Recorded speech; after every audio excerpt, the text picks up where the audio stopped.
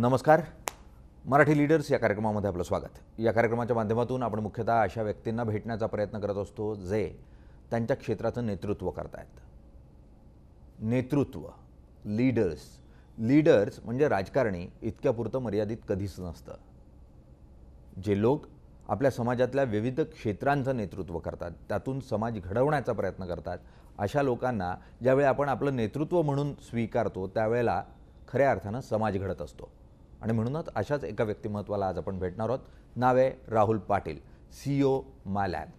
मायलॅब साधारण सध्या प्रत्येक मराठी माणसाला, महाराष्ट्रातल्या व्यक्तीला या लॅबचं नाव माहीत आहे आणि कोरोनानंतर ही लॅब मोठ्या प्रमाणावर चर्चेत आलेली आहे. आणि म्हणूनच आज राहुल पाटीलजी खूप खूप स्वागत. नमस्कार, धन्यवाद. जसं मी म्हटलं की कोरोना पॅन्डेमिक आणि अशा कोणत्याही साथीच्या आजाराच्या वेळेला खूप मोठ्या प्रमाणात आर्थिक नुकसान, म्हणजे जीवितहानी तर होतेच, पण एक आर्थिक नुकसानही खूप मोठ्या प्रमाणावर असतं. पण उद्योजकाकडे नेहमी बघितलं जातं, म्हटलं जातं की जेव्हा आपत्ती असते तिच्यात तो संधी शोधत असतो. मुळात तुम्ही संधी म्हणून या आपत्तीकडे बघितलं आणि त्यातून एक उत्तम असे प्रॉडक्ट्स तुम्ही समोर आणले. मुळात तुमची R&D किंवा यावरचा रिसर्च जो आहे तो काही कोरोना आला म्हणून तुम्ही सुरू केलेला नाही, त्या अगोदरच तुम्ही त्याचं काम सुरू केलेलं होतं. मुळात या क्षेत्रामध्ये काम करावं आणि लोकांना योग्य टेस्टिंग किट्स किंवा मेडिकल फॅसिलिटीज अवेलेबल करून द्याव्या, या दृष्टीने ज्या काळात कोरोनाच नव्हता मुळात त्या काळात विचार कसा आला? याच्यासाठी आपल्याला जवळपास 6 ते 7 वर्ष भूतकाळात जायला लागेल. अगदी साधारणतः 2014 ते 15 मध्ये आम्ही आमच्या R&D लॅबची स्थापना केली आणि याच्यासाठीचा ट्रिगर जो होता तो आपण म्हणू शकतो की 2009-10 मध्ये जो स्वाईन फ्लूचा पॅन्डेमिक आलं आणि ज्याच्यामुळे प्रामुख्यात पुण्यात आणि महाराष्ट्रात खूप जास्त प्रमाणात जीवितहानी झाली. तिथून हा एक ट्रिगर मिळाला मायलॅबच्या लीडरशिप टीमला की हे जे टेस्टिंग किट्स आहेत किंवा टेस्टिंग इन्फ्रास्ट्रक्चर आहे ते भारतात कोणी बनवत नव्हतं. कुठल्याही प्रकारचे किट्स भारतात मॅन्युफॅक्चर केले जात नव्हते त्यावेळेला. सो तिथून ही एक सुरुवात झाली विचाराला आणि साधारणतः त्या विचाराला एक मूर्त स्वरूप आलं 2014 मध्ये जेव्हा आम्ही आमच्या R&D लॅबची स्थापना केली. तिथून मग वेगवेगळ्या आजारांचे टेस्टिंग किट जे असतात आणि यात सर्वात महत्त्वाची गोष्ट अशी होती की जे टेस्टिंग किट आपण बनवणार आहोत ते सगळ्यात सेन्सिटिव्ह असलं पाहिजे. म्हणजे विज्ञानात आज जी सर्वाधुनिक मेथड असेल त्याच्यावर ते आधारित असलं पाहिजे. क्वालिटी त्याची चांगली असली पाहिजे. जगभरातलं कुठलंही क्वालिटी स्टँडर्ड त्याला सरपास करता आलं पाहिजे. ह्या सगळ्या फिलॉसॉफीने आम्ही याच्यावर सुरुवात केली आणि 2014 पासून 2019 पर्यंत या 5 वर्षात आम्ही वेगवेगळ्या टेस्ट बनवल्या. त्याला ज्या काही सरकारी मान्यता किंवा रेग्युलेटरी अप्रुव्हल्स आपण म्हणतो तेही मिळवण्यात आले. सो मी असं म्हणेन की ह्या क्षेत्रात येण्याचा ट्रिगर आम्हाला मागच्या पॅन्डेमिकने मिळाला, पण त्यामुळे आम्हाला पूर्ण एक कपॅबिलिटी होती आमच्याकडे की ह्या पॅन्डेमिकमध्ये देशाला सपोर्ट करण्यासाठी काय करावं लागेल and we are glad that we could do it. साधारण 100 वर्षानंतर एक मोठं पॅन्डेमिक आपण जागतिक पातळीवर बघतोय आणि जग एका मोठ्या त्रासदीला सामोरं जात आहे. अशा परिस्थितीमध्ये टेस्टिंगचं काय महत्त्व असतं? मूळ टेस्टिंग चा अर्थ काय? कारण आम्ही RT-PCR ऐकतोय, आम्ही वेगवेगळ्या टेस्ट ऐकतोय. मग हे RT-PCR म्हणजे काय आणि त्यासाठी कशा स्वरूपाच्या इन्फ्रास्ट्रक्चरची गरज असते? बघा कसं आहे की पॅन्डेमिक हे कोविड किंवा कोरोना या व्हायरसमुळे आलेलं आहे. सो पॅन्डेमिक मॅनेजमेंट जर सरकारी यंत्रणेला किंवा ICMR किंवा WHO यासारख्या ऑर्गनायझेशन्सला ते लिमिट करायचं असेल आणि त्याचा समूळ नाश करायचा असेल तर फर्स्ट स्टेप असते की तुम्हाला सस्पेक्टेड इंडिव्हिज्युअल्सची किंवा पॉप्युलेशनमध्ये त्याचं टेस्टिंग करायला लागतं. अगदी ती व्यक्ती पॉझिटिव्ह असेल तर त्याचं इमिजिएट आयसोलेशन आणि treatment which will ultimately lead to cure. अगदी ही एक प्रोसेस असते.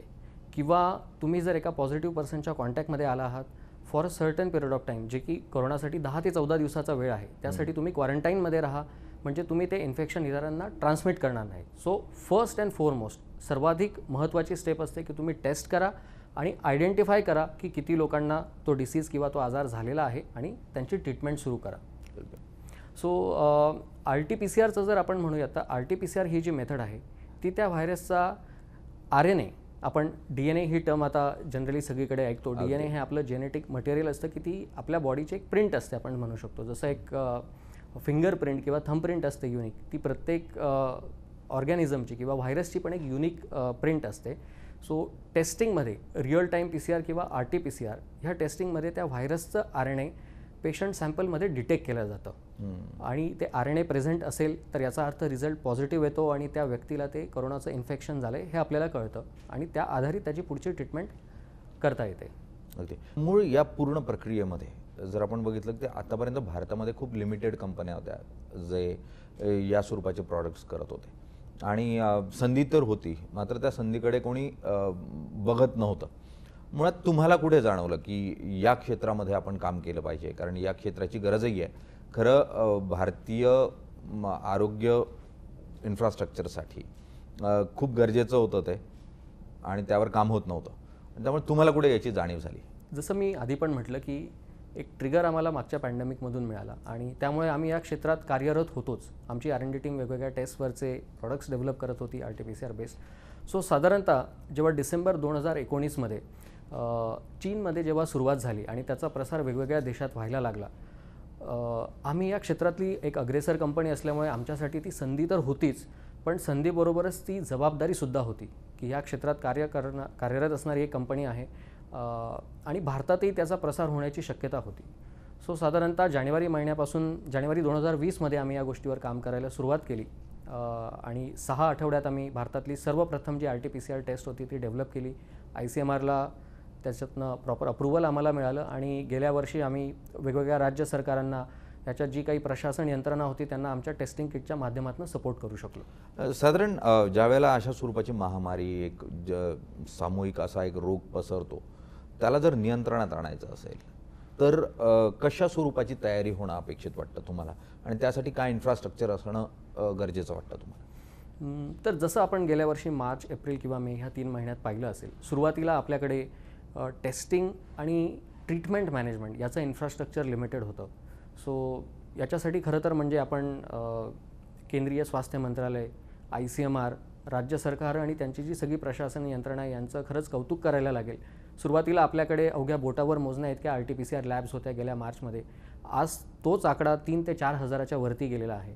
So this is the first step की तुमच्याकडे आधी टेस्टिंगचं इन्फ्रास्ट्रक्चर असलं पाहिजे. टेस्टिंग लॅब्स या वेगवेगळ्या राज्यात, वेगळ्या शहरात, वेगवेगळ्या जॉग्राफिकल एरियाजमध्ये असल्या पाहिजेत की जेणेकरून ज्या लोकांचं टेस्टिंग करून घ्यायचं आहे त्यांना इमिजिएट बेसिसवर रिपोर्ट मिळवता येईल. हा एक भाग झाला. त्याचाच दुसरा भाग म्हणजे वन्स यू हॅव आयडेंटिफाईड, एकदा तुम्हाला कळतं आहे की एक सर्टन पॉप्युलेशन किंवा सर्टन इंडिव्हिज्युअल्स हे पॉझिटिव्ह आहेत, मग त्यांचं क्लिनिकल मॅनेजमेंट तुम्ही कसं कराल. इमिजिएटली त्यांना आयसोलेट करा, त्यांची ट्रीटमेंट करा आणि जे आता आपण सध्या ह्या दुसऱ्या लाटेत सगळीकडे म्हणतो आहे की break the chain, that is what you have to do. पण ब्रेक द चेनचा जो बेसिस आहे तो टेस्टिंगपासून येतो. कारण टेस्टच झाली नाही तर तुम्हाला कळणार कसं की समोरचा पॉझिटिव्ह आहे की निगेटिव्ह. आणि जर तो टेस्टशिवाय पॉझिटिव्ह म्हणून फिरत असला तर तो साहजिक आहे, अनेकांना तो पॉझिटिव्ह करत जाईल, अनेकांना तो साथीचे आजार जे आहे ते पोहोचवत जाईल आणि त्यामुळे टेस्टिंग ही खूप महत्त्वाची. पण टेस्टिंगमध्ये सर्वात महत्त्वाचा प्रश्न येतो शहरी भागात. आज 3000 लॅब जरी असल्या तरी त्या 3000 काही पूर्ण देशाला उपयोगी पडतील असं काही नसतं. त्यासाठी म्हणून ग्रामीण महाराष्ट्र, ग्रामीण भारत याचाही विचार गरजेचा आहे. त्या दृष्टीने काय व्हावं असं तुम्हाला वाटतं ग्रामीण भागात जर आपल्याला या फॅसिलिटीज पोहोचवायच्या असतील तर? सरकारी यंत्रणासुद्धा वेगवेगळ्या पद्धतीने किंवा ICMR त्यांच्या गाईडलाईन्स इश्यू करत असतात. टेस्टिंगची जी स्केल आहे ती कशी वाढवता येईल. आजच्या घडीला सुद्धा देशभरात जवळपास 20 लाख टेस्ट रोज घडत आहेत RT-PCR आणि रॅपिड अँटीजन टेस्ट मिळून. सो जसं मी तुम्हाला म्हटलं की आमची कंपनी ही प्रामुख्याने RT-PCR बेस्ड डेव्हलप करणारी कंपनी होती. पण मागच्या जून आणि जुलैमध्ये जेव्हा पहिल्या लाटेत केसेस वाढत गेल्या आणि मग आम्ही विचार करायला सुरुवात केली की RT-PCR जसं तुम्ही म्हणतायत की शहरांपासून गावांकडे नेता येईल का, हे करायला लिमिटेशन्स असतात. कारण एक RT-PCR लॅब एस्टॅब्लिश करायला 20 ते 25 प्रकारची वेगवेगळी ॲडव्हान्स मशिनरी लागते, एक्सपर्ट्स लागतात. जसं आपण म्हणतो की तुम्ही हॉस्पिटल सेटअप करू शकतात पण ते चालवायला ॲडिशनल डॉक्टर्स कुठून आणाल, तसंच काहीसं टेस्टिंगमध्ये पण घडतं. आपण सेटअप करू शकतो पण शेवटी ते टेस्ट करायला एक्सपर्ट्स लागतात. सो हे करताना मग आम्ही एक भारतातली सर्वप्रथम रॅपिड अँटीजन टेस्टसुद्धा लॉन्च केली आणि त्याचा सप्लाय आम्ही गेल्या 5 ते 6 महिन्यात करत होतो.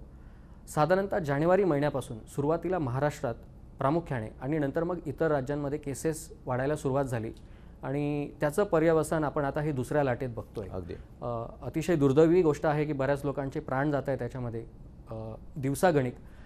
पण मग हे लक्षात आलं आणि गेल्या काही महिन्यांमध्ये आमच्या R&D टीमने पण अभ्यास केला की इतर देशांमध्ये याचं पॅन्डेमिक मॅनेजमेंट कसं होतं आहे. तर पहिली स्टेप यात अर्थातच असते की तुम्ही RT-PCRचं एक टेस्टिंग इन्फ्रास्ट्रक्चर तयार करा, त्याला मास स्केलवरती न्या. त्याच्यानंतर मग येतं की रॅपिड अँटीजन टेस्ट, की ज्या आउटसाईड लॅब एन्व्हायरमेंट आपण करू शकतो.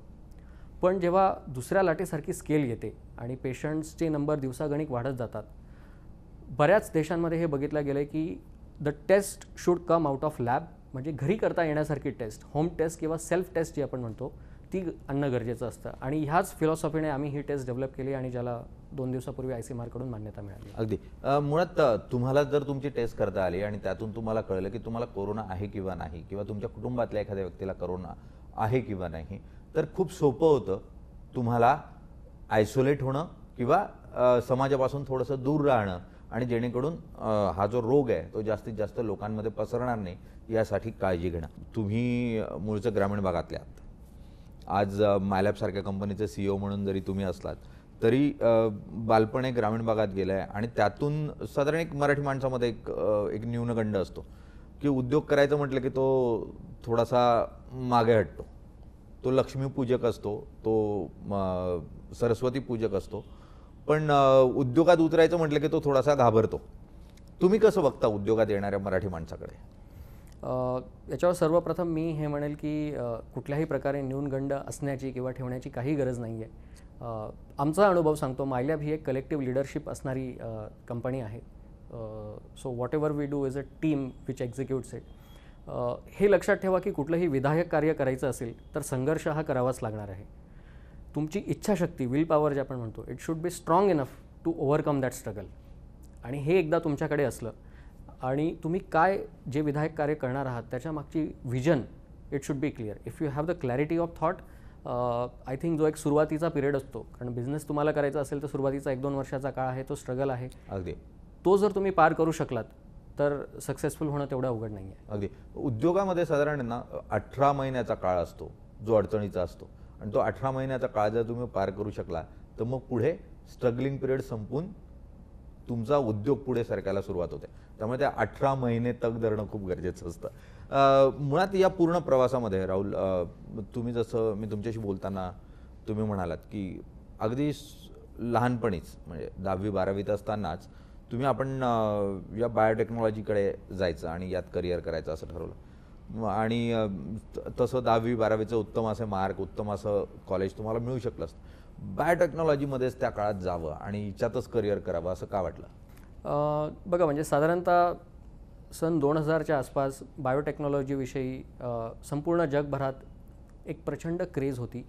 त्याचं रिझन असं होतं की 2000 साली पहिल्यांदा पूर्ण ह्युमन जिनोम हा सिक्वेन्स करण्यात आला. सिक्वेन्स करण्यात आला म्हणजे आपल्या शरीरातली DNAची सिक्वेन्स आपल्याला कळाली, आणि त्याला एक पॅन्डोराज बॉक्स म्हणता येईल, कारण त्यातनं प्रचंड संधी तयार झाल्या. त्यातून वेगवेगळ्या आजारांवरती उपचार शोधण्याची एक संकल्पना मिळाली, आणि त्यातूनच एक ही खरी प्रेरणा मिळाली की हे एक नवीन क्षेत्र आहे आणि ज्याच्यात आपण काम केलं तर बरंच काहीतरी याच्यात साध्य करता येऊ शकतं.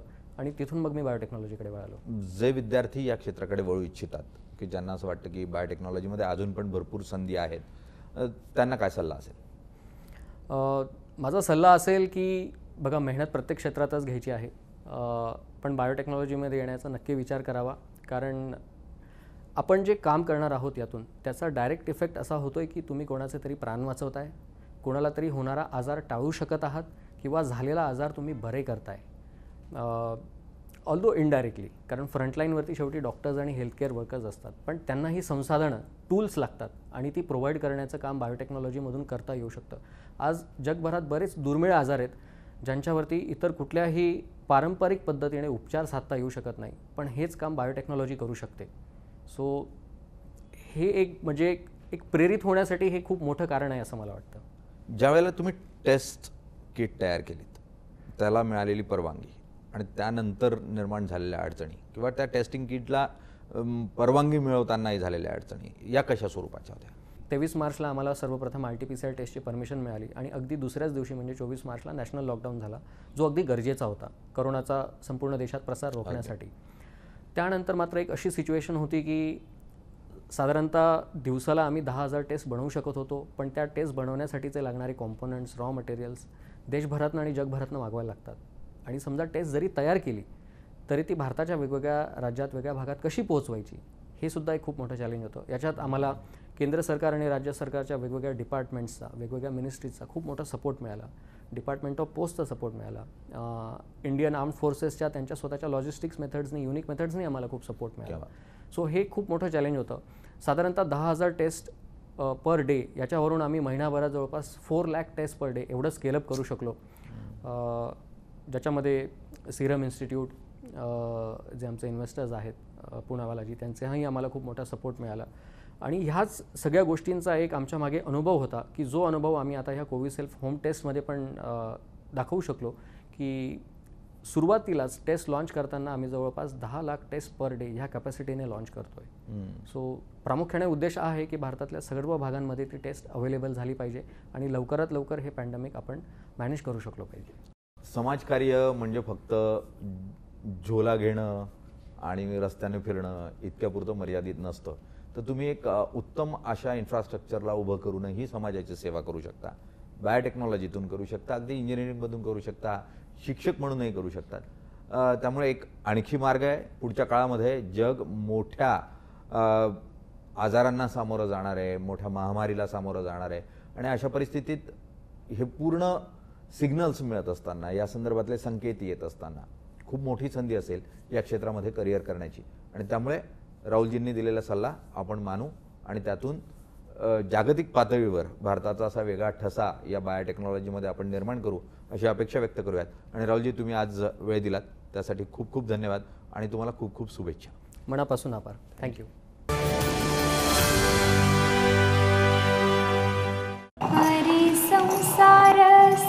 बहिणाबाईंची जात्यावरची ओवी म्हणजे